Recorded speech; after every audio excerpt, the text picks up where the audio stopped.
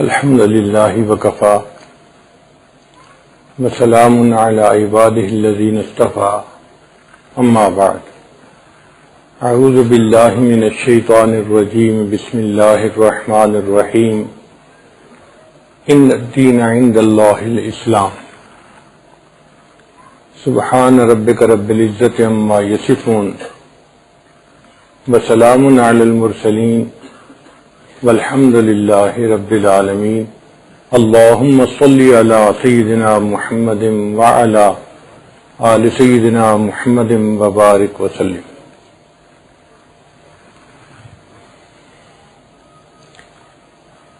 اللہ رب العزت نے اپنے پیارے حبیب صلی اللہ علیہ وسلم کو دین اسلام عطا فرمایا اور قرآن مجید میں فرمایا کہ اللہ کے نزدیک دین اسلام ہی اصل دین ہے۔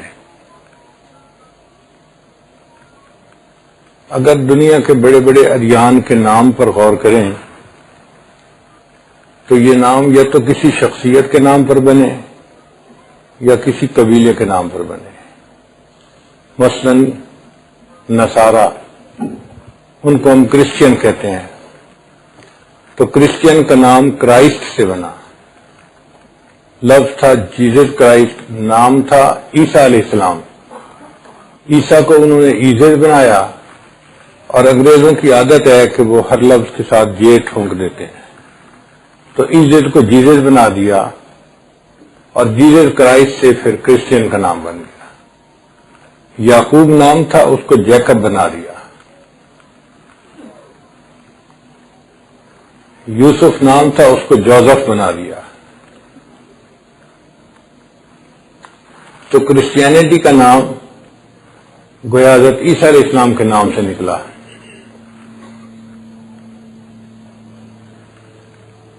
تو ایک شخصیت کے نام پر اس دین کا نام ہے۔ یہودیوں کا نام ایک قبیلہ تھا جودا، اس پہ بنا جودائزم، اور یہاں سے جیوز بنے، تو جیوز کا نام ایک قبیلے کے نام پہ رکھا گیا۔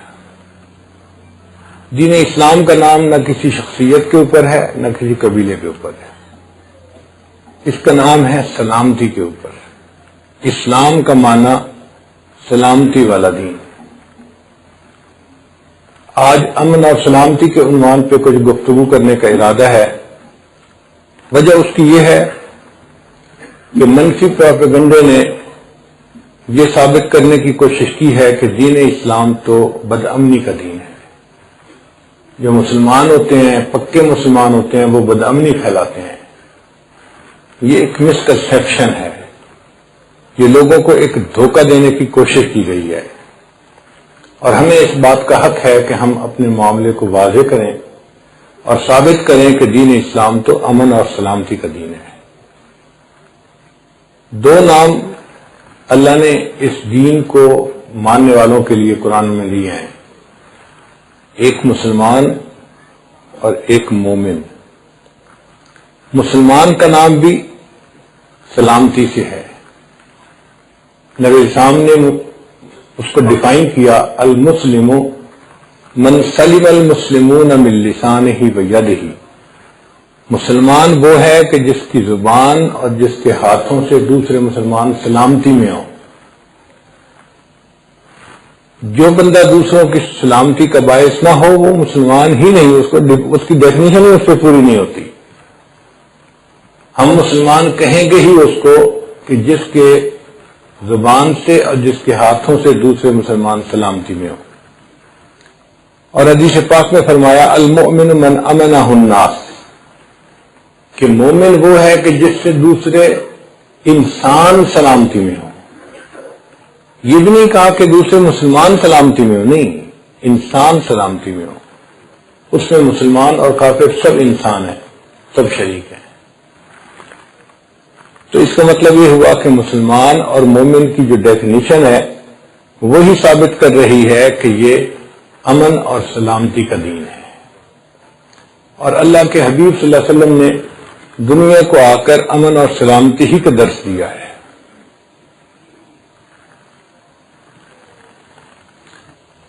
چنانچہ نبی علیہ الصلوۃ والسلام کی عمر مبارک اس وقت 20s میں تھی، یعنی 25 کے قریب تھی، آپ سمجھیں۔ تو مکہ مکرمہ میں ایک واقعہ پیش آیا، ایک شخص تھا، اس کا نام تھا زبیدی۔ وہ اپنا سامان لے کے مکہ مکرمہ آیا کہ میں اپنا سامان بیچوں گا۔ مکہ مکرمہ کا ایک سردار تھا، اس کا نام تھا عاص بن وائل، یہ مشرک تھا۔ اس نے اس سے وعدہ کر لیا کہ بھئی آپ مجھے سامان دے دو، میں آپ کو پیمنٹ کر دوں گا۔ اس نے اعتماد کیا اور سامان دے دیا۔ اب اس نے سامان اس کا لے کر استعمال بھی کر لیا اور اس کو پیسے بھی نہیں دیے۔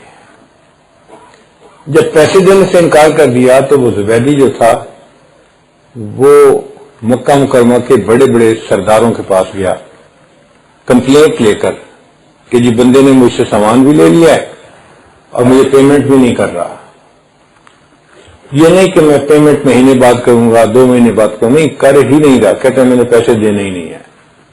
اب یہ تو ظلم تھا، مگر مکہ کے جو سردار تھے وہ عاص بن وائل کا نام سنتے ہی چپ ہو جاتے، کیونکہ کسی زبردست کے ساتھ ٹکر لینا مشکل کام ہوتا ہے۔ اب زبیدی اپنے حق کی خاطر بہت بھاگا ادھر ادھر، کسی نے اس کا ساتھ نہیں دیا۔ اللہ کے حبیب صلی اللہ علیہ وسلم کو جب اس بات کا پتہ چلا تو آپ کی لڑکپن کی عمر تھی۔ اس عمر میں آپ صلی اللہ علیہ وسلم نے فرمایا کہ نہیں، یہ مظلوم ہے اور اس کی مدد کرنی چاہیے۔ چنانچہ نبی علیہ الصلوۃ والسلام نے سرداران قریش میں جو اچھے انسان تھے، طبعاً اچھے لوگ تھے، ان سے رابطہ کیا اور ان کو کہا کہ دیکھو بھائی، یہ تو ظلم ہے کہ بیرون سے ایک آدمی آئے، اس کا سامان بھی لے لیا جائے اور اس کو پیسے بھی نہ دیے جائیں، تو یہ تو مناسب نہیں ہے۔ ہمیں کوشش کرنی چاہیے کہ اس کو اس کا حق مل جائے۔ وہ لوگ نبی علیہ الصلوۃ والسلام کی بات کو مان گئے، چنانچہ ایک معاہدہ طے پایا، اس کا نام تھا حلف الفضول۔ چونکہ جتنے لوگ سٹینڈ لینے والے تھے ان کا نام فضل تھا، فضل سے فضول۔ تو یہ ایک ایسا معاہدہ تھا کہ جو نبی علیہ الصلوۃ والسلام نے بہت ابتدائی زندگی میں طے کروایا، اور اس کی 3 شقیں بنائیں۔ ایک شق یہ تھی کہ النصر للمظلوم، ہمیشہ مظلوم کی مدد کی جائے گی، ظالم کی مدد نہیں کریں گے، مظلوم کی مدد کریں گے۔ دیکھو اللہ کے محبوب صلی اللہ علیہ وسلم ابھی ابتدائی جوانی کی عمر میں ہیں، اور اس عمر میں اللہ کے محبوب صلی اللہ علیہ وسلم نے انسانیت کو ایک میسج دیا کہ دیکھو ہم دنیا میں انصاف کے لیے آئے ہیں، مظلوم کی مدد کے لیے آئے ہیں۔ اور پھر دوسرا اس میں پوائنٹ یہ تھا کہ مکہ مکرمہ کو امن کا گہوارہ بنایا جائے گا، تاکہ جو لوگ آئیں وہ یکسوئی کے ساتھ حج کریں، عمرہ کریں، عبادت کریں، ان کی عبادت میں ان کو کوئی پریشانی نہیں ہونی چاہیے۔ اور تیسرا یہ تھا کہ اگر کوئی اس امن کو خراب کرنے کی کوشش کرے گا تو جو معاہدہ کرنے والے لوگ ہیں وہ سب مل کر امن کا دفاع کریں گے۔ یہ 3 شقیں طے پائیں اور یہ معاملہ حلف الفضول جو تھا معاہدہ، یہ طے ہو گیا۔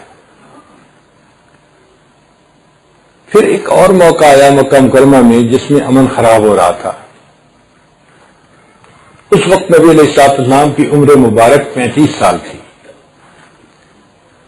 وہ معاملہ کیا ہوا کہ قریش مکہ نے بیت اللہ کو نئے سرے سے تعمیر کرنے کا ارادہ کیا، چونکہ کعبہ نیچے کی جگہ پہ تھا، ڈپریشن میں تھا۔ جب بارش آتی تھی تو پانی کھڑا ہو جاتا تھا، اور اس پانی سے جو عمارت کی بنیادیں تھیں اس میں سیم آ گئی تھی، پانی آ گیا تھا، تو گرنے کا اندیشہ تھا۔ تو قریش کے سرداروں نے ڈیسائیڈ کیا کہ ہم اس کو گرا کے نئی عمارت بناتے ہیں۔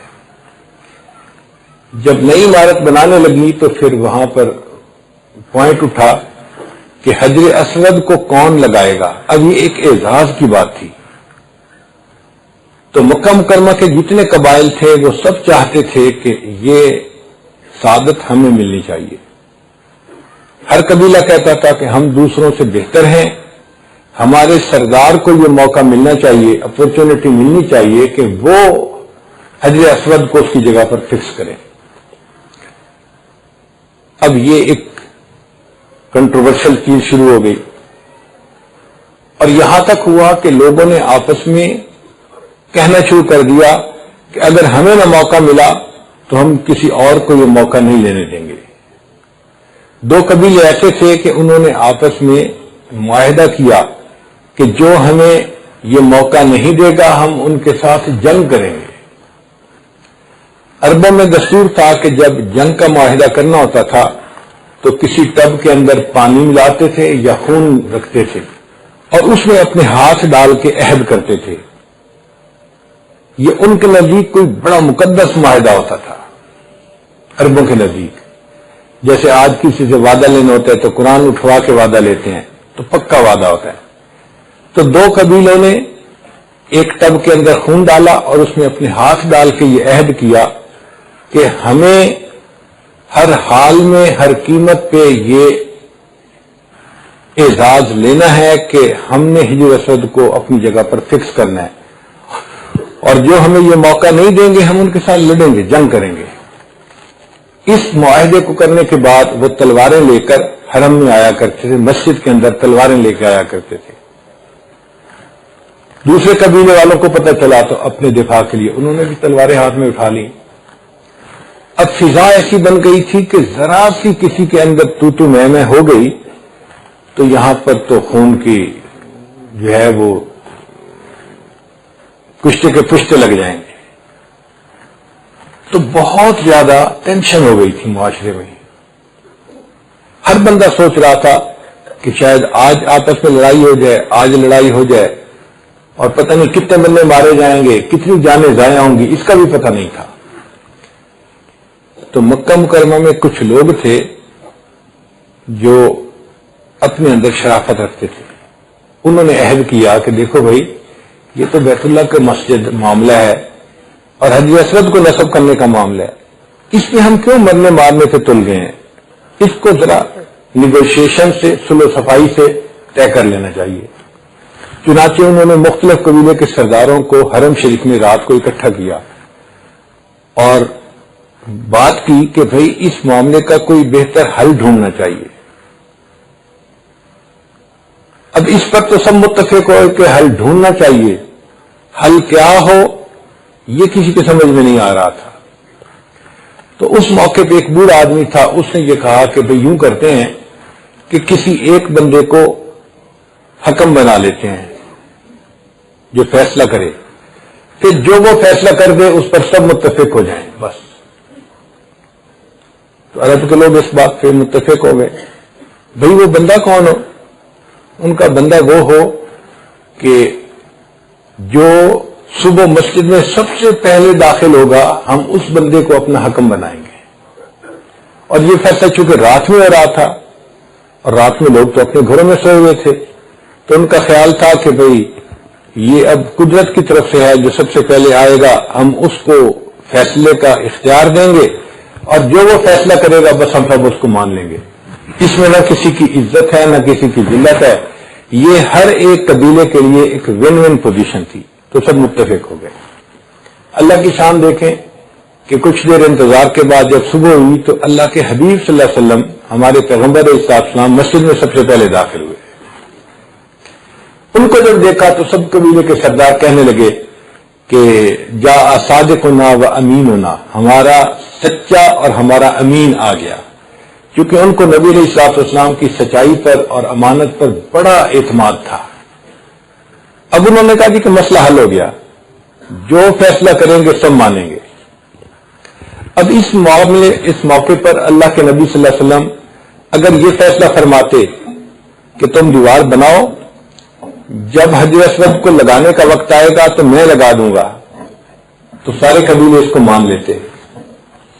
مگر نبی علیہ السلام کی حکمت اور دانائی دیکھیے کہ اللہ کے حبیب صلی اللہ علیہ وسلم نے سب قبیلے کے سرداروں کو بلایا جہاں حجر اسود پڑا تھا، اور وہاں پر اپنی چادر کو پھیلا دیا اور کہا کہ بھئی اس حجر اسود کو اٹھا کے چادر کے اندر میں رکھ دیتا ہوں، پھر چادر آپ سب لوگ پکڑ لو، اور اس کو ہم اس کی جو لگانے کی جگہ نا وہاں تک سب کیری کر کے لے جاتے ہیں۔ تو گویا ہر قبیلے کے سردار کو حجر اسود کو اٹھا کر لے جانے کا موقع مل جائے گا۔ کسی کے دماغ میں یہ بات نہیں جو ہے نا آئی تھی۔ اتنا خوبصورت حل جو پیش کیا گیا تو مکہ کے سردار حیران رہ گئے۔ یہ نوجوان لڑکا ہے، 33 سال عمر تھی، اور اس نے اتنی سمجھداری کا فیصلہ کیا۔ آپ صلی اللہ علیہ وسلم نے اپنی چادر بچھائی اور حجر اسود کو اٹھا کے اس کے اوپر رکھ دیا، اور سب سرداروں کو کہا کہ بھئی آپ چادر کے کونے پکڑ لیں۔ اب اس کونے کو تو 20 پکڑے یا 30 پکڑے، سب قبائل کے سردار پکڑ سکتے تھے، وہ پکڑ کے لے گئے۔ اب ہر قبیلے کے لوگ خوش تھے کہ ہمارے سردار کو حجر اسود ایک جگہ سے دوسری جگہ پہنچانے کا موقع مل گیا۔ جب وہ اپنی دیوار کے قریب پہنچے جہاں لگنا تھا تو نبی اسلام نے پھر حجر اسود کو اٹھایا اور اس کی جگہ کے اوپر رکھ دیا، اور یوں حجر اسود کا معاملہ امن اور سلامتی کے ساتھ ختم ہو گیا۔ تو یہ واقعات اس بات کا ثبوت ہیں کہ ہمارے پیغمبر علیہ السلام امن اور سلامتی کے پیغمبر تھے، اور آپ صلی اللہ علیہ وسلم نے اس کے لیے ہر ممکن کوشش کی۔ پھر جب نبی علیہ السلام نے نبوت کا دعویٰ فرمایا تو مکہ مکرمہ کے جتنے بڑے بڑے سردار تھے سب نے مخالفت شروع کر دی، اپنے بھی مخالف ہو گئے، حتیٰ کہ ایسا وقت آیا کہ نبی علیہ السلام کو مکہ مکرمہ چھوڑ کر مدینہ طیبہ جانا پڑا، ہجرت کرنی پڑی۔ چنانچہ نبی علیہ السلام مدینہ طیبہ تشریف لے گئے۔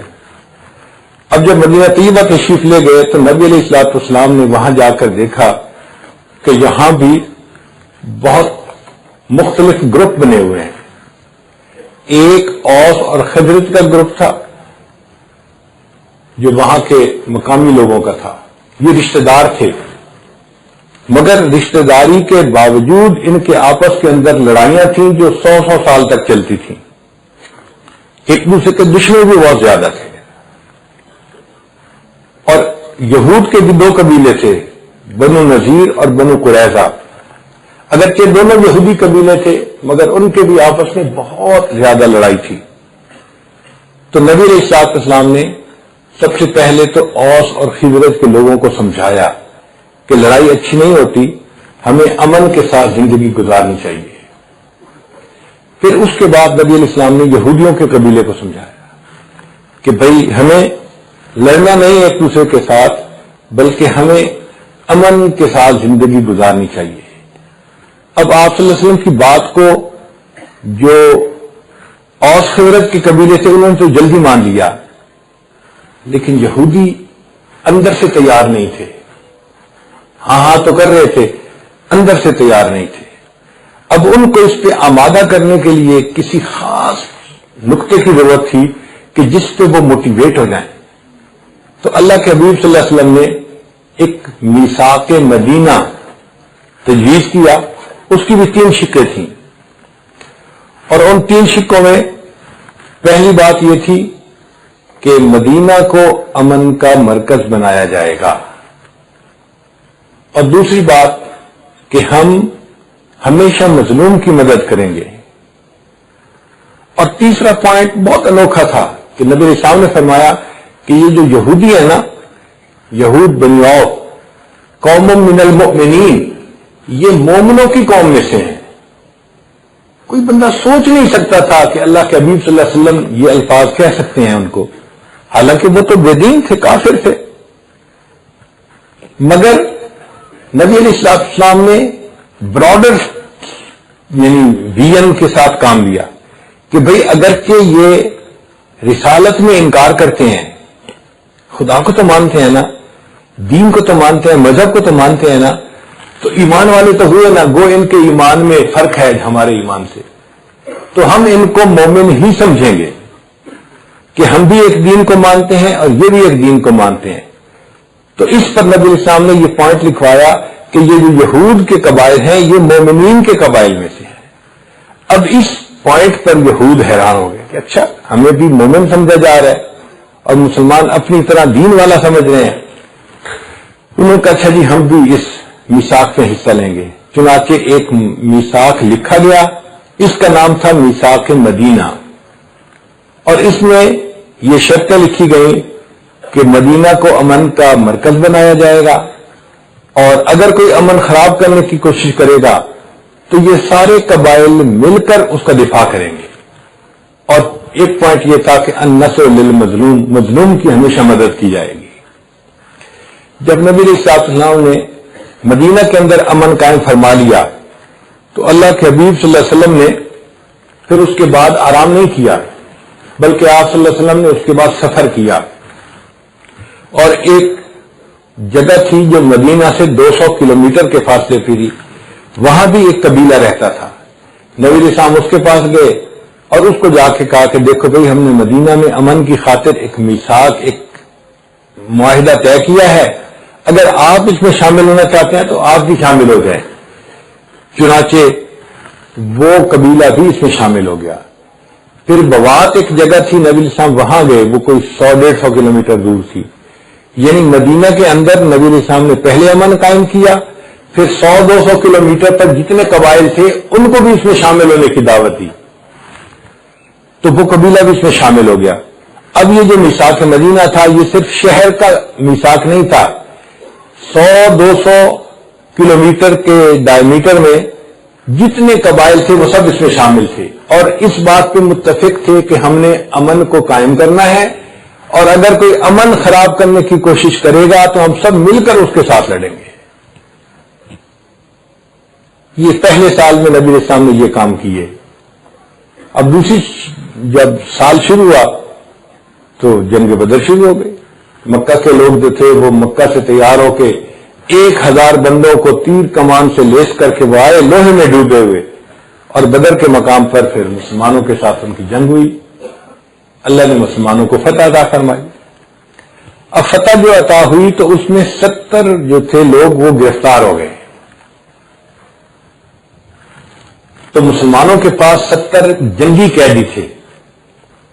اب آپ سوچئے کہ یہ وہ قیدی تھے جو مکہ مکرمہ کے تھے، جنہوں نے بلال جانوں کو سزائیں دی تھیں، جنہوں نے خبیب کو سزائیں دی تھیں، جنہوں نے سمیہ رضی کو شہید کیا تھا، جنہوں نے زنیرہ کے اوپر ظلم کیے تھے، مسلمانوں کا جینا حرام کر دیا تھا، یہ سارے دشمن لوگ تھے۔ اب ان کے 70 بندے قابو میں آ گئے تو کیا فیصلہ ہونا چاہیے تھا؟ دل تو یہی کہتا ہے نا کہ ان 70 کو بس نمٹا دو، اور اگر کوئی بندہ کہے جی ٹھیک ہے ہم ان کو قتل نہیں کرتے، تو پھر دوسری آپشن نظر آتی ہے اچھا ان کو کھانے پینے میں کوئی سلو پوائزن دے دو تاکہ ان کے دماغ ہی کام کرنے چھوڑ دیں۔ آج کل دنیا کی بڑی بڑی سپر پاور یہی کرتی ہیں کہ ان کے پاس جو جنگی قیدی جاتے ہیں ان کو ایسے کر کے واپس کرتی ہیں کہ ان کے دماغ ہی کام نہیں کرتے۔ جنگی قیدیوں کے ساتھ کتنی مشقت کا سلوک کیا جاتا ہے، آپ یہ واقعات پڑھتے رہتے ہیں، بتانے کی ضرورت نہیں ہے۔ اللہ کے حبیب صلی اللہ علیہ وسلم بھی کوئی ایسا ہی فیصلہ کر سکتے تھے، آپ کا اختیار تھا، وہ آپ کے نرغے میں تھے، آپ کے ہاتھ میں تھے، مٹھی میں تھے، مگر نبی علیہ السلام نے کوئی ایسا فیصلہ نہیں کیا۔ اللہ کے حبیب صلی اللہ علیہ وسلم نے ایک انوکھا فیصلہ کیا کہ جتنے قیدی ہیں ہر قیدی اگر مدینہ کے 10 بچوں کو لکھنا پڑھنا سکھا دے گا تو ہم اس کو آزاد کر دیں گے۔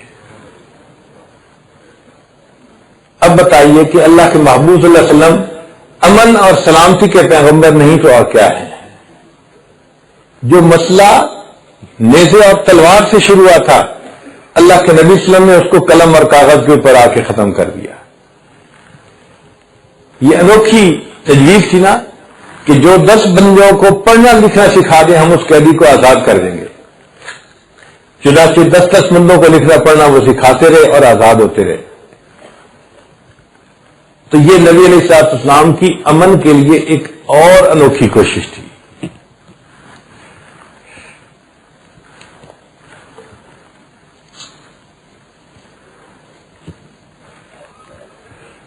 تو نبی علیہ السلام نے مکہ کے قیام کے دوران بھی حلف الفضول امن کا معاہدہ کیا، اور نبی علیہ السلام کو وہ معاہدہ اتنا اچھا لگتا تھا کہ آپ صلی اللہ علیہ وسلم نے فرمایا کہ اگر اس کے بدلے کوئی مجھے سرخ اونٹ دیتا تو میں سرخ اونٹوں کو بھی قبول نہ کرتا، اور آج بھی اس میثاق کے اوپر کوئی مجھے سائن کرنے کے لیے کہے تو میں اس کے لیے آج بھی حاضر ہوں۔ کہ جب آپ مدینہ طیبہ تشریف لائے تو آپ نے پہلے مدینہ کے اندر امن قائم کیا، پھر دور دراز کے قبائل کو اس معاہدے میں شامل ہونے کی دعوت دی. پھر اس کے بعد جب جنگ ہوئی تو بدر کے قیدیوں میں نبی علیہ السلام نے آزادی کی عجیب شرط رکھی اور ان کو بھی کہا کہ بھئی آپ 10 بچوں کو لکھنا پڑھنا سکھائیں، ہم آپ کو آزاد کر دیں گے. یہ سن 2 ہجری میں ہوا. پھر اس کے بعد اللہ کے حبیب صلی اللہ علیہ وسلم نے کافی حد تک امن قائم کر دیا تھا. درمیان میں کچھ ایسے سال آئے جس میں کوئی ٹربولینس نہیں تھی، تو اس دوران دین خوب پھیلتا رہا. نبی علیہ السلام لوگوں کو دین سکھاتے رہے، لوگ جوق در جوق آ کر دین سیکھتے رہے. 6 ہجری میں ایک اور معاملہ پیش آیا. وہ کیا تھا کہ نبی علیہ السلام نے خواب دیکھا کہ ہم عمرہ کر رہے ہیں. اب جو مسلمان تھے مہاجرین وہ تو سارے مکہ کے رہنے والے تھے. بیت اللہ ان کے گھر میں واقع تھا اور ان کو 6 سال ہو گئے تھے مکہ مکرمہ آئے ہوئے، بیت اللہ کو دیکھے ہوئے. تو وہ بیت اللہ سے بہت اداس تھے، بیت اللہ کو بہت مس کرتے تھے، بیت اللہ کے لیے ان کا دل تڑپتا تھا، اداس تھے. جب نبی علیہ السلام نے یہ بتایا کہ بھئی میں دیکھا کہ عمرہ کر رہا ہوں، تو صحابہ کہنے لگے ہے اللہ کے رسول ہم بھی آپ کے ساتھ چلتے ہیں، عمرہ کر کے آتے ہیں. چنانچہ سب حضرات نے قربانی کے جانور اپنے ساتھ لے لیے اور احرام باندھ لیے تاکہ مکہ کے لوگ یہ نہ سمجھیں کہ ہمارے پاس لڑنے کے لیے آ رہے ہیں. ہم نے احرام باندھے ہوئے ہیں. احرام میں تو کوئی بندہ دوسرے کے ساتھ اونچی آواز سے گفتگو کرنا پسند نہیں کرتا، منع ہے، تو لڑنا تو بڑی دور کی بات ہے. اور پھر قربانی کے جانور بھی ساتھ ہیں. یہ بھی اس بات کی دلیل تھی کہ یہ لوگ عبادت کی نیت سے آ رہے ہیں. نبی علیہ السلام چلے اور یہ لوگ مکہ مکرمہ سے 18 کلومیٹر ایک جگہ کے اوپر گئے تو وہاں نبی علیہ السلام کی اونٹنی جو تھی اس کا نام تھا قصوہ، وہ ایک درخت کے سائے کے اندر بیٹھ گئی. نبی علیہ السلام اس کو چلانے کی کوشش کرتے تھے، اونٹنی نہیں چلتی تھی. صحابہ کرام نے کہا کہ قصوہ بیٹھ گئی. نبی علیہ السلام نے فرمایا یہ بیٹھی نہیں، اللہ نے اس کو بٹھا لیا ہے. اب مسلمانوں نے وہاں پڑاؤ ڈال دیا. جب کافروں کو پتہ چلا تو وہ سمجھے کہ مسلمان لڑنے کے لیے آ گئے ہیں. بدر میں ہم یہاں سے جا کے مدینہ کے قریب بدر میں جا کے لڑے تھے، اب اس کا بدلہ لینے کے لیے مسلمان مدینہ سے چل کے مکہ کے قریب آئے ہیں، یہ ہم سے لڑنا چاہتے ہیں. نبی علیہ السلام نے سیدنا عثمان غنی رضی اللہ عنہ کو تجویز کیا اور فرمایا کہ آپ جاؤ، چونکہ وہ ایک مالدار بندے تھے، تاجر بندے تھے، اور جو بزنس بندہ ہوتا ہے نا اس کا اپنا ایک لنک ہوتا ہے سب بڑوں کے ساتھ. تو نبی علیہ السلام کی یہ بھی سمجھداری دیکھیے کہ کس بندے کو اس مقصد کے لیے چنا، سیدنا عثمان غنی رضی اللہ عنہ کو، جو ایک معاشرے میں مقام بھی بڑا رکھتے تھے اور ایک باحیا انسان تھے، نرم مزاج انسان تھے. ان کو کہا کہ جی آپ جائیں اور مکہ والوں کو جا کے بتائیں ہم لڑنے کے لیے نہیں آئے، ہم احرام میں آئے ہیں اور ہدی کے جانور ساتھ لے کے آئے ہیں قربانی کے، اس لیے بس ہمیں عمرہ کر کے واپس جانے دو، ہمیں صرف عمرہ کرنا ہے. مکہ کے کافروں نے کہا کہ نہیں، یہ کیسے ہو سکتا ہے کہ مسلمان ہمارے دشمن ہوں اور وہ ہمارے شہر میں آ کے عمرہ کر کے واپس چلے جائیں، ہم نہیں اجازت دیتے. اب معاملہ پھر بگڑ گیا. اس دوران نبی علیہ السلام کو اطلاع ملی کہ حضرت عثمان غنی رضی اللہ عنہ کو شہید کر دیا گیا. تو اللہ کے حبیب صلی اللہ علیہ وسلم نے پھر سب مسلمانوں کو جمع کیا اور ایک درخت کے نیچے ان سے بیعت لی، جس کو بیعت جہاد کہتے ہیں، کہ اللہ کے راستے میں جان قربان کرنے کا وعدہ کرو. چنانچہ سب مسلمانوں نے نبی علیہ السلام کے ہاتھ پر بیعت کی.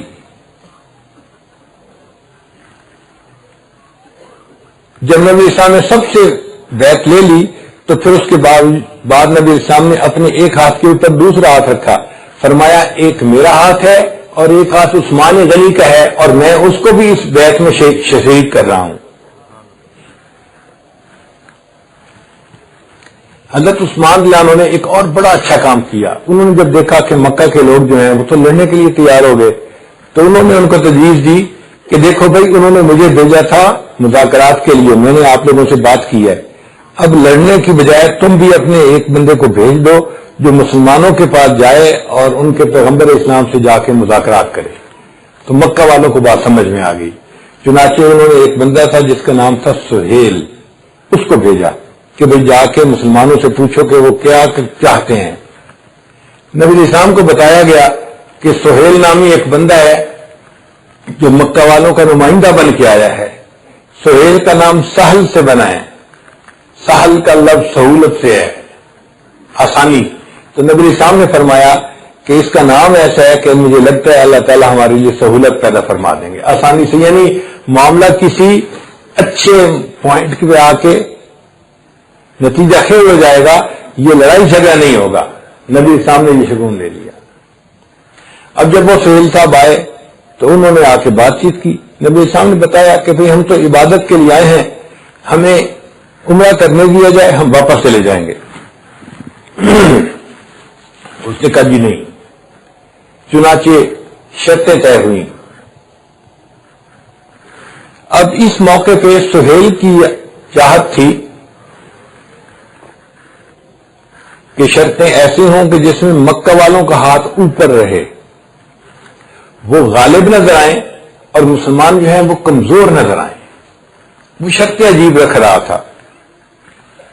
پہلی شرط اسے رکھی کہ اس سال تو آپ لوگ ایسے ہی واپس چلے جائیں، اگلے سال آئیں گے تو ہم آپ کو عمرے کی اجازت دیں گے۔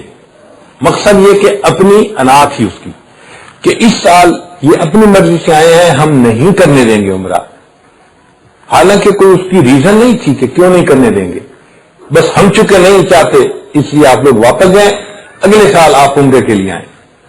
اور صحابہ کرام تو عمرے کی نیت سے اتنا سفر کر کے آ چکے تھے، اب ان کے لیے اس شرط کو ماننا کہ یہ واپس چلے جاؤ، ہم عمرہ نہیں کرنے دیتے، یہ ان کی سمجھ میں بات ہی نہیں آتی تھی کہ ہمیں کیوں واپس بھیجا جا رہا ہے۔ مگر اللہ کے نبی اسلام نے اس شرط کو قبول فرما لیا۔ پھر اس کے بعد ایک شرط اور بھی عجیب و غریب تھی، وہ یہ تھی کہ اگر کوئی مسلمان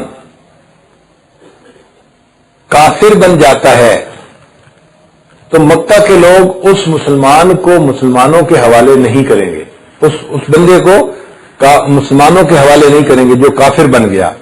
لیکن اگر کوئی کافر مسلمان بنتا ہے تو مسلمان پابند ہوں گے اس بندے کو کافروں کے حوالے کرنے پر۔ اب یہ کیا شرط ہوئی بھائی؟ مگر ان کی انا تھی، انہوں نے شرط ایسی رکھی کہ مسلمان اس کے اوپر اگر آئیں گے تو یہ کمزور دکھائی دیں گے اور ہم مضبوط دکھائی دیں گے۔ اس شرط کو بھی ماننا ایک مشکل کام تھا، مگر اللہ کے حبیب صلی اللہ علیہ وسلم نے اس شرط کو بھی قبول فرما لیا۔ آپ اندازہ لگائیے کہ امن کی خاطر اللہ کے حبیب صلی اللہ علیہ وسلم نے آؤٹ آف دی وے جا کے اس بات کو قبول کر لیا۔ جو ہوتے ہیں نا صحیح معنوں میں لیڈر، وہ آتش فشاں کے دہانے کے اوپر بیٹھ کے ہمیشہ ٹھنڈے فیصلے کیا کرتے ہیں۔ تیلی لگا دینا، آگ لگا دینا، یہ کوئی عقل مندی نہیں ہوتی۔ نوجوانوں کو بھڑکا دینا، یہ کوئی عقل مندی نہیں ہوتی۔ بھڑکتے ہوئے جذبات کو ٹھنڈا کر دینا اور ان کو کسی اچھے پوائنٹ کے اوپر اکٹھا کر دینا، یہ اصل عقل مندی ہوتی ہے۔ اور نبی علیہ الصلوۃ والسلام نے ان دونوں شرطوں کو مان کے یہ ثابت کر دیا کہ دیکھو امن کی خاطر انسان ایسی شرطیں بھی قبول کر سکتا ہے۔ ابھی یہ بات طے ہو گئی تھی کہ بھئی ٹھیک ہے، اس پہ ہم ایگریمنٹ کر لیتے ہیں۔ اس کا نام تھا صلح حدیبیہ۔ اس دوران ایک عجیب واقعہ پیش آیا کہ ایک بندہ تھا، نوجوان تھا، وہ اسی جو مذاکرات کرنے والا بندہ تھا نا سہیل، اس کا بیٹا تھا اور وہ مسلمان ہو گیا تھا، اور اس کو کافروں نے اپنے گھر کے اندر زنجیروں سے باندھا ہوا تھا۔ وہ کسی نہ کسی طرح وہ زنجیریں چھڑا کے تو مسلمانوں کے پاس پہنچ گیا۔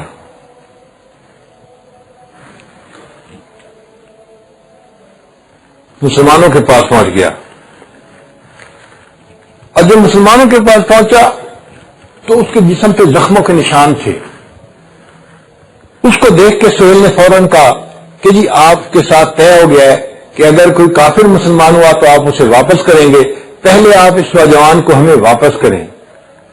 نبی اسلام نے فرمایا ابھی معاہدے پہ دستخط تو نہیں ہوئے، ابھی تو انیشل نیگوشیشنز تھی، اس میں بات آ رہی تھی ڈسکشن میں، مگر کچھ فائنلائز تو نہیں ہوا، دستخط تو نہیں ہوئے۔ اس نے کہا جی دستخط ہوئے یا نہیں، آپ اس بندے کو واپس کریں گے تو ہم دستخط کریں گے ورنہ نہیں کریں گے۔ اب پھر ضد کر کے بیٹھ گیا، تو نبی علیہ الصلوۃ والسلام نے پھر ڈیسیژن لیا کہ ٹھیک ہے ہم اس بندے کو واپس کر دیتے ہیں۔ اللہ کی شان دیکھیں کہ جب اس بندے کو واپس کرنے کا فیصلہ کیا تو وہ رونے لگ گئے۔ ان کا نام تھا ابو جندل رضی اللہ تعالیٰ۔ ابو جندل رضی اللہ عنہ رونے لگ گئے، اے اللہ کے حبیب صلی اللہ علیہ وسلم، مجھے انہوں نے پہلے بھی اتنی تکلیفیں پہنچائی ہیں، اتنا مارا ہے، اتنا انہوں نے میرے اوپر ظلم سے جو ہے نا توڑے ہیں، اب آپ خود مجھے اپنے ہاتھوں سے ان کے حوالے کر رہے ہیں، یہ تو میرا جینا حرام کر دیں گے، مجھے ایمان پہ نہیں رہنے دیں گے، اے اللہ کے حبیب صلی اللہ علیہ وسلم مجھے نہ بھیجیے۔ مگر نبی علیہ السلام نے ان کو کہا، ابو جندل اللہ تمہارا ساتھی ہوگا، اللہ تمہارا مددگار ہوگا، مجھے اس امن معاہدے کی خاطر تمہیں واپس کرنا ہی پڑے گا۔ تو نبی اسلام نے ان کو واپس کیا۔ جب ابو جندل رضی اللہ تعالیٰ نے واپس جا رہے تھے، صحابہ کرام کی آنکھوں میں آنسو تھے، ان کو سمجھ نہیں آ رہی تھی کہ ہم اتنے کمزور ہو گئے، ایک بندہ کلمہ پڑھ کے مسلمان ہوتا ہے اور ہم اس کو پھر کافروں کے ہاتھ میں دے رہے ہیں۔ حتیٰ کہ سیدنا عمر رضی اللہ تعالیٰ عنہ جیسے بہت دانا لوگ جو تھے وہ بھی اس بات کو نہ سمجھ سکے، نبی اسلام کی خدمت میں حاضر ہوئے، اے اللہ کے حبیب صلی اللہ علیہ وسلم کیا ہم سچ پہ نہیں ہیں؟ نبی اسلام نے فرمایا ہاں ہم سچ پہ ہیں۔ کیا یہ کافر باطل پہ نہیں ہے؟ ہاں وہ باطل پہ ہیں۔ اے اللہ کے حبیب صلی اللہ علیہ وسلم کیا ہمارے مرنے والے شہیدوں کے جنت میں نہیں جائیں گے؟ ہاں جنت میں جائیں گے۔ ان کے لوگ مر کے جہنم میں نہیں جائیں گے؟ ہاں جہنم میں جائیں گے۔ اے اللہ کے حسن پھر یہ ہمیں ذلت کیوں دی جا رہی ہے؟ اب حضرت عمر رضی اللہ عنہ کا یہ سوال تھا، اے اللہ کے حسن اگر ہمارے مر کے شہید ہوں گے اور جنت میں جائیں گے پھر ہمیں یہ ذلت کا فیصلہ کیوں کرنا پڑ رہا ہے؟ نبی صاحب نے فرمایا میں اللہ کا رسول ہوں اور جو کرتا ہوں اللہ کی منشا کے ساتھ کرتا ہوں۔ اللہ تعالیٰ بھی یہی چاہتے تھے کہ آپس میں لڑائی جھگڑے کی بجائے امن اور سلامتی کی فضا قائم ہو جائے۔ چنانچہ نبی اسلام نے یہ صلح حدیبیہ کا جو ہے نا معاہدہ طے کیا اور مسلمان واپس آ گئے وہاں سے بغیر عمرہ کیے۔ یہ اتنی بڑی تاریخ ہے دین اسلام کی کہ جس کو کوئی انکار نہیں کر سکتا۔ مجھے ایک صاحب نے امریکہ میں پوچھا اور جی دین اسلام تو تلوار کے ذریعے سے پھیلا۔ میں نے پوچھا وہ کیسے؟ کہتا ہے جی کہ خالد بن ولید جیسے کچھ جنگجو لوگ مسلمانوں کے پیغمبر کے گرد جمع ہو گئے تھے اور انہوں نے تلوار کے زور سے دین اسلام پھیلا دیا۔ تو میں نے اس سے کوشچن پوچھا کہ اچھا یہ بتاؤ یہ جو خالد بن ولید جیسے جنگجو لوگ مسلمانوں کے گرد جمع ہو گئے تھے ان کو کس تلوار نے جمع کیا تھا؟ کہتے ہیں وہ تو مسلمانوں کے پیغمبر کے اخلاق سے خوش ہو کے مسلمان ہوئے تھے۔ میں نے کہا اس کا مطلب یہ اخلاق کی تلوار تھی جس نے لوگوں کو دین کے اوپر جمع کر دیا تھا۔ اور سیدہ صدیقہ یہی فرماتی تھی فتحت المدینہ بالاخلاق، نبی علیہ السلام نے اپنے اخلاق کے ذریعے سے مدینہ کے لوگوں کے دلوں کو فتح فرما لیا تھا۔ تو اخلاق کے ذریعے سے دین پھیلا ہے، تلوار کے ذریعے سے دین نہیں پھیلا۔ تو اب آپ ذرا غور کیجئے، حلف الفضول یعنی 20 کی عمر میں نبی علیہ السلام نے طے کروایا، پھر حجر اسود کا قضیہ 35 سال میں کروایا، پھر جب مکہ مدینہ طیبہ پہنچے تو مدینہ کے قبائل کے اندر میثاق مدینہ نبی علیہ السلام نے کروایا، پھر جو باہر کے قبائل کے لوگ تھے ان کو بھی اس معاہدے میں شامل کروایا، اور پھر 6 ہجری میں نبی علیہ السلام نے صلح حدیبیہ کے نام پہ مکہ والوں کے ساتھ ایک امن معاہدہ کیا۔ تو گویا نبی علیہ السلام کی یہ پوری زندگی جو تھی یہ امن اور سلامتی کو قائم کرنے کی کوششوں میں لگی تھی۔ پھر ایک موقع آیا 9 ہجری میں جس میں کہ مکہ مکرمہ فتح ہوا۔ وہ موقع کیسے آیا کہ مکہ کے لوگوں نے ایک قبیلے کے ساتھ جنگ کی، حالانکہ جنگ کا کوئی تک نہیں بنتا تھا، بس ایک معمولی وجہ سے انہوں نے ان کے اوپر چڑھائی کر دی اور ان کے بہت سارے لوگوں کو قتل کر دیا۔ اس قبیلے کا مسلمانوں کے ساتھ امن معاہدہ تھا، وہ بھی امن معاہدے میں شریک تھے۔ تو انہوں نے مسلمانوں کو پیغام بھیجا کہ جی دیکھو بغیر کسی وجہ کے مکہ والوں نے ہمارے ساتھ زیادتی کی ہے، ہمارے بندوں کو قتل کر دیا ہے، کیونکہ آپ کا ہمارے ساتھ امن معاہدہ ہے، لہذا آپ ہماری مدد کو آئیں۔ تو نبی علیہ الصلوۃ والسلام نے جب یہ پیغام سنا کہ مکہ والوں نے زیادتی کی تو آپ صلی اللہ علیہ وسلم نے صحابہ کرام کے لشکر کو اکٹھا کیا اور تیزی سے سفر کر کے اللہ کے حبیب صلی اللہ علیہ وسلم مکہ مکرمہ پہنچے۔ مکہ مکرمہ کے باہر نبی علیہ السلام نے لشکر کو خیمہ زن ہونے کا حکم دیا، چنانچہ ایک وادی تھی جس کے اندر سارے مسلمان 10,000 مسلمان تھے، انہوں نے خیمے لگائے ہوئے تھے اور وہ وہاں پر رہ رہے تھے۔ مکہ کے لوگوں کو سمجھ نہیں لگ رہی تھی کہ مسلمان کیوں آئے ہیں، اور وہ اتنے بڑے لشکر کو دیکھ کے حیران بھی بڑے تھے کہ ان کا تو مقابلہ کرنا مشکل ہے۔ 313 تھے اور انہوں نے ہمارے 1000 بندوں کو بدر میں ناچے نے چڑھوا دیے تھے، اور یہ تو اب اتنے ہزاروں ہیں، ان کے ساتھ ہم کیسے مقابلہ کریں گے؟ اور پھر نبی علیہ السلام کی عقل مندی اور دانش مندی دیکھیے کہ جب رات کا وقت آیا تو نبی علیہ السلام نے صحابہ کو حکم دیا ہر خیمے کے باہر ایک لائٹ جلانے کے بجائے 2 لائٹیں جلائی جائیں۔ ہر خیمے کے باہر ایک لائٹ جلتی تھی پہلے، تو دیکھنے میں 10,000 لائٹیں نظر آنی تھیں۔ نبی صاحب نے فرمایا نہیں، آج تم ہر خیمے کے باہر 2 لائٹیں جلاؤ، تو گویا 20,000 لائٹیں نظر آئی۔ تو مکہ والوں کو رات کو ایسے لگ رہا تھا کہ یہ تو 2 پہاڑوں کے درمیان پوری وادی ہی مسلمانوں سے بھری ہوئی ہے، تو ان کے دلوں کے اوپر مسلمانوں کا رعب بیٹھ گیا، مسلمانوں کی ہیبت بیٹھ گئی۔ ان میں ایک سردار تھے، ابو سفیان ان کا نام تھا، یہ مشرکین کے بڑے سرداروں میں سے تھے، اور جنگ خندق میں یہ سارے کافروں کی فوج کے امیر تھے، اور انہوں نے مسلمانوں کو بہت تکلیفیں بھی پہنچائی تھیں۔ یہ ذرا دیکھنے کے لیے آئے منظر کو، تو کسی صحابی نے ان کو دیکھا تو انہوں نے ان کو گرفتار کر لیا۔ اب گرفتار کر کے انہوں نے نبی علیہ الصلوۃ والسلام کے سامنے پیش کیا۔ جب نبی علیہ السلام کے سامنے پیش کیا، اللہ کے حبیب صلی اللہ علیہ وسلم چاہتے تو اس بندے کے قتل کا حکم دے سکتے تھے کہ اس نے جنگ خندق میں بہت ہمیں ٹف ٹائم دیا اور ہمارے لیے مصیبت کھڑی کر دی، اب یہ گرفتار ہوا ہے تو اس کا قصہ نمٹا دو۔ نبی علیہ السلام نے ان کو قتل نہیں کروایا بلکہ ان کو وہیں رکھا۔ اب اگلا دن جب ہوا تو نبی علیہ السلام نے صحابہ کرام کو حکم دیا کہ تم مکہ مکرمہ کے اندر داخل ہو جاؤ۔ مکہ کے لوگ لڑنے کے موڈ میں نہیں تھے، ان کو پتا تھا کہ ہم اتنے بڑے لشکر کا مقابلہ نہیں کر سکتے، مگر نبی علیہ السلام کا ویژن دیکھیے، وژن دیکھیے کہ نبی علیہ السلام نے حضرت خالد بن ولید عنہ کو اور 70 بندے دے کے، تقریباً کچھ بندے دے کے گروپ بنا دیا اور کہا کہ دیکھو میں تو اونچی طرف سے مکہ مکرمہ میں داخل ہوں گا، آپ جائیں اور جو پست جگہ ہے نا مسفلہ، اس سائڈ سے مکہ مکرمہ میں داخل ہوں۔ مقصد کیا تھا کہ جب ایک شہر میں 2 طرف سے فوج داخل ہوگی تو مکہ کے لوگ سینڈوچ بن جائیں گے، یہ لڑ نہیں سکیں گے، نہ ادھر نہ ادھر، پریشان ہو جائیں گے۔ یہ نبی علیہ الصلوۃ والسلام کی کیا سمجھداری تھی۔ چنانچہ نبی علیہ الصلوۃ والسلام نے صحابہ کو کہا کہ بھئی آپ لوگ اب مکہ مکرمہ میں داخل ہو جاؤ، اور ایک صحابی کو کہا کہ ابو سفیان کو لے کر ایک جگہ پر تم بیٹھ جاؤ اور جو قافلہ گزرے ان کو تعارف کرواتے جاؤ کہ یہ بھی ہمارے ساتھ ہیں، یہ بھی ہمارے ساتھ ہیں، یہ بھی ہمارے ساتھ ہیں، تاکہ یہ مکہ کے سرداروں میں سے ہے، اس کے دل پر روب بیٹھے مسلمانوں کا، اور یہ جا کے کافروں کو بتایا کہ لڑنے کا فائدہ نہیں، تم ان کے ساتھ ویسے ہی کوئی افہام و تفہیم کر لو۔ یہ مقصد تھا نبی علیہ السلام کا۔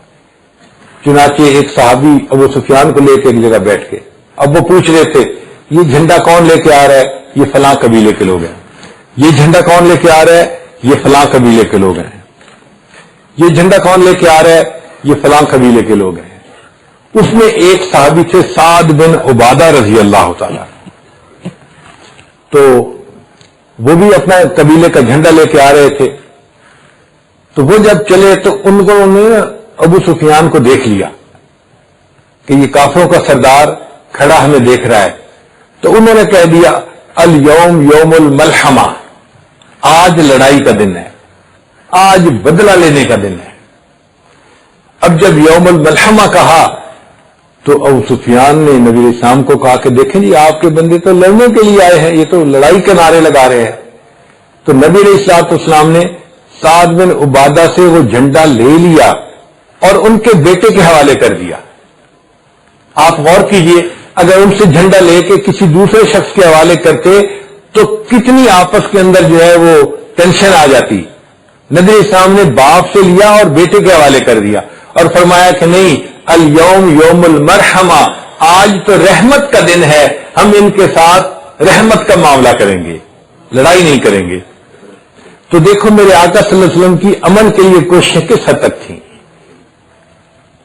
پھر نبی علیہ السلام نے کہا کہ اچھا مکہ میں جا کر اعلان کر دو کہ جو بندہ ابو سفیان کے گھر میں داخل ہو جائے گا ہم اس کی جان بخشی کر دیں گے، وہ بھی امن میں آ جائے گا۔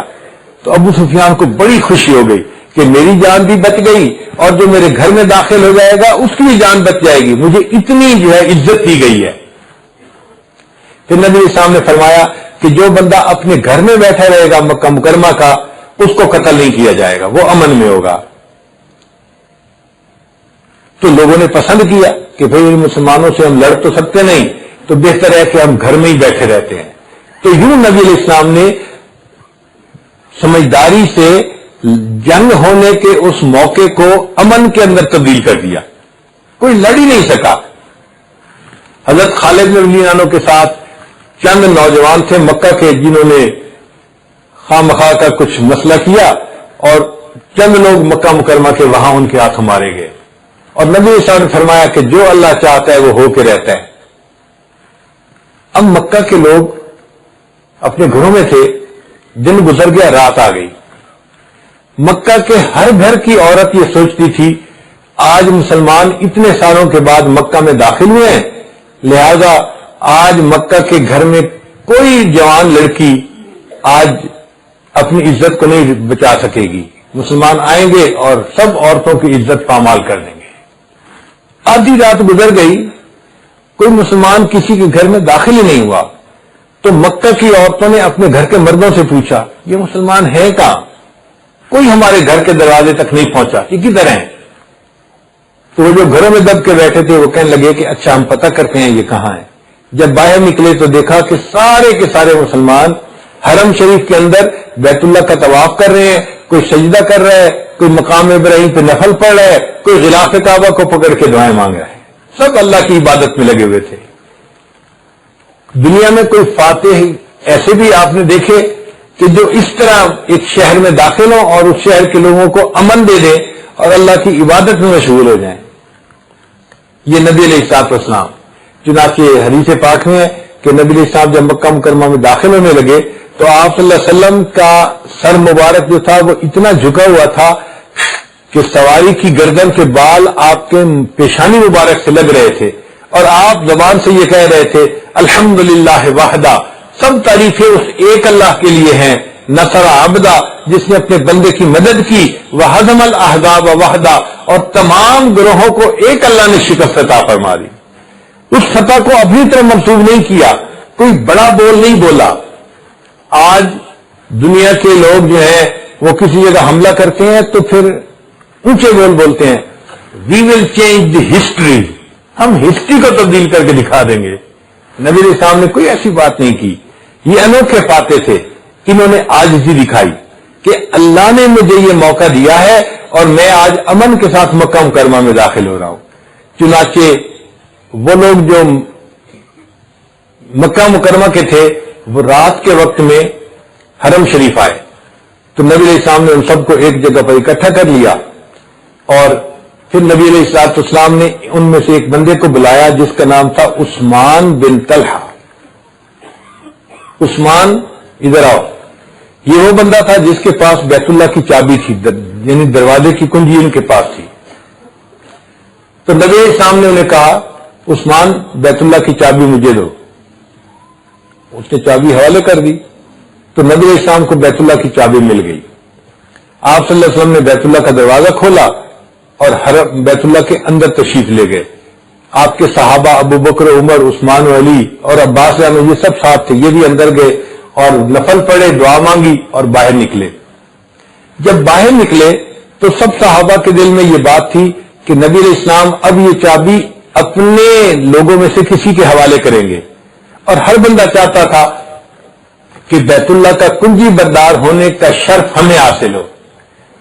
حضرت بکر صدیق بھی قریب تھے، عمر رانو بھی قریب تھے، عثمان غنی بھی تھے، علی المرتضیٰ بھی تھے، اور حضرت عباس رانو بھی تھے. سب چاہتے تھے کہ یہ چابی ہمیں ملے. نبی علیہ السلام نے بیت اللہ کے دروازے کو بند کیا اور چابی کسی کو نہیں دی. حالانکہ دنیا کا یہ دستور ہے کہ جو لوگ اقتدار میں آ جاتے ہیں نا، وہ سارے بینیفٹس اپنے قریبی لوگوں کو دیا کرتے ہیں اور دوسروں کے منہ سے تو لقمہ بھی چھیننا پسند کرتے ہیں. نبی علیہ السلام نے ایسا نہیں کیا. آپ باہر تشریف لائے، آپ نے پھر اسی عثمان کو بلایا اور عثمان کو کہا، عثمان تجھے یاد ہے جب میں ہجرت کے لیے جا رہا تھا تو میرا بڑا دل چاہتا تھا کہ میں بیت اللہ کے اندر جا کے اللہ کی عبادت کروں، دعا مانگوں، اور میں نے تم سے ریکویسٹ کی تھی کہ عثمان بیت اللہ کا دروازہ کھول دو، مجھے اندر جانا ہے، اور تم نے انکار کر دیا تھا.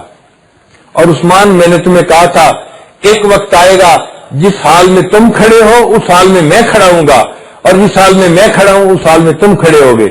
اور عثمان، تم نے اس وقت غصہ کیا تھا، دیکھو میرے اللہ نے وعدہ پورا کر دیا، آج چابی میرے ہاتھ میں ہے اور تم خالی ہاتھ میرے سامنے کھڑے ہو. لیکن عثمان، جو تم نے میرے ساتھ کیا تھا میں وہ تمہارے ساتھ نہیں کروں گا. تم نے انکار کر دیا تھا، میں یہ چابی اب تمہارے ہاتھ میں واپس کرتا ہوں، یہ قیامت تک تمہارے ہی خاندان میں چلتی رہے گی.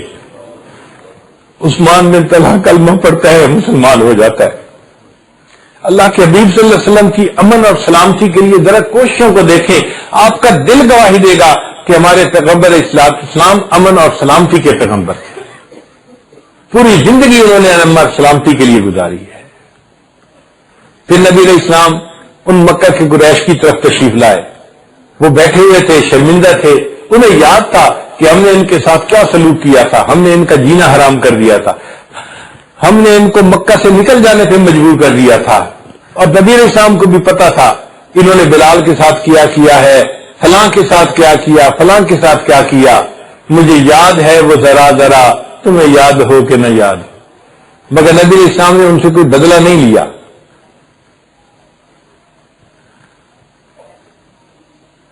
نبی علیہ السلام نے ان سے پوچھا، بتاؤ تم مجھ سے کیا توقع کرتے ہو کہ میں تمہارے ساتھ کیا کروں گا.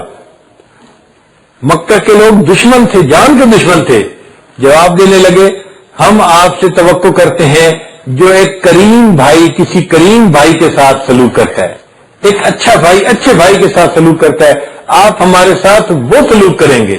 یعنی کافروں کو بھی نبی علیہ السلام کے حسن اخلاق کا اتنا یقین تھا. تو نبی علیہ السلام نے فرمایا، اچھا میں تمہارے ساتھ وہ کروں گا جو یوسف علیہ السلام نے اپنے بھائیوں سے کہا تھا.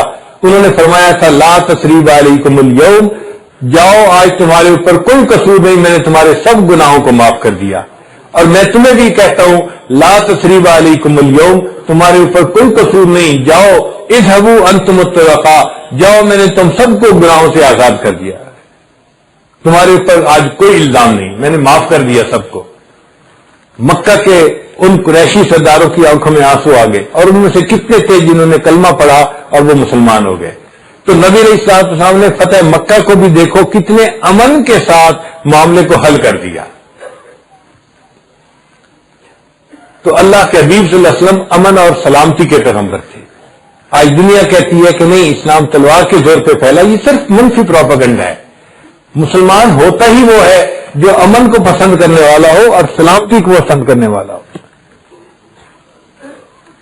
آپ غور کیجئے کہ نبی علیہ السلام کی مبارک زندگی میں جتنی بھی جنگیں ہوئی، ٹوٹل جنگیں، ان میں مسلمانوں میں سے جو شہید ہوئے یا کافروں میں سے کوئی مرے، ٹوٹل گنتی 1060 بندے مرے. 1060 بندوں کی جان کام آئی. 1000 یعنی 1100 پورے نہیں، 1100 سے کم بندے مرے دونوں طرف کے، مسلمانوں یا کافروں میں سے. اب 1100 سے کم بندے مرنے پر نبی علیہ السلام نے اسلام کا انقلاب پوری دنیا کے اندر اگر قائم فرما دیا تو آپ بتاؤ کہ اس سے زیادہ پرامن انقلاب اور کون ہو سکتا ہے. آج چھوٹی چھوٹی تحریکوں میں ہزاروں بندے مر جاتے ہیں، بلکہ بغیر کسی تحریک کے امن کی حالت میں ملکوں میں بندے مر جاتے ہیں. جنگ عظیم میں کروڑوں بندے مرے، دوسری جنگ عظیم میں کروڑوں بندے مرے. جب ہمارا ملک تقسیم ہوا تو کروڑوں بندے مرے. تقسیم ہونا تھا ملک میں، فقط کروڑوں بندے مرے. فرانس کے انقلاب آیا، کروڑوں بندے میرے آقا صلی اللہ علیہ وسلم نے انقلاب برپا کیا دنیا میں، اور کتنا نقصان تھا؟ 1100 بندے بھی نہیں، 1060 بندے دونوں طرف سے کام آئے۔ اب اس کو کوئی کہے کہ یہ خونی انقلاب تھا، تو یہ تو پھر حقیقت کو مسخ کرنے والی بات ہوئی نا۔ تو اس لیے ہم مسلمانوں کو حقیقت کا پتہ ہونا چاہیے کہ نبی علیہ الصلوۃ والسلام اس دنیا میں لڑائی جھگڑے کے لیے نہیں آئے تھے، امن کے ساتھ اللہ کی عبادت کر کے زندگی گزارنا سکھانے کے لیے آئے تھے۔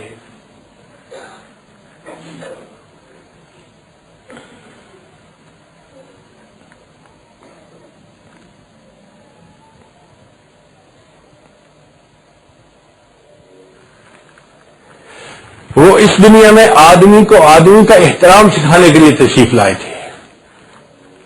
اس لیے قرآن مجید کا حکم ہے، ذرا توجہ سے سنیے گا، انسان جب کسی دوسرے انسان سے بات کرتا ہے نا تو سب سے پہلے اس کی طرف دیکھتا ہے۔ اب وہ محبت سے بھی دیکھ سکتا ہے اور غصے سے بھی دیکھ سکتا ہے۔ غصے سے دیکھے گا تو دلوں میں نفرتیں پیدا ہوں گی، اور محبت سے اور شگفتہ چہرے کے ساتھ مسکرا کے دیکھے گا تو الفتیں پیدا ہوں گی، محبت پیدا ہوگی۔ تو شریعت نے حکم دیا وَلَا تُسَعِّرْ